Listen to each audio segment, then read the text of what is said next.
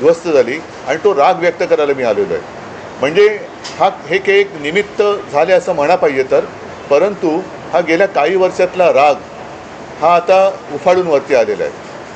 दुर्दैवाने आज मी वृत्तपत्रात वाचलं आणि कालच आपल्या माध्यमातून मी बघितलं की न्यायमूर्तींना किंवा न्यायालयाला या प्रकरणाकडे लक्ष द्यायला वेळ नाही असं ते म्हणाले.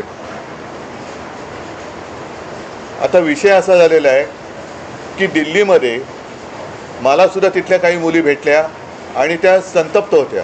त्या सांगत होत्या की आमचे कपडे फाडले गेले, वाटेल तसं मारलं गेलं, काही ठिकाणी तर लाठ्या काठ्यांना खिळे लावून, गजलेले खिळे लावून मारलं गेलं, डोकी फोडली गेली. आणि काल एक व्यक्ती जी महिला म्हणजे मुलगी जी अत्यवस्थ होती, मला कल्पना नाही आता तिचं येता वाचलं की आता आहे की नाही मला माहिती नाही आहे.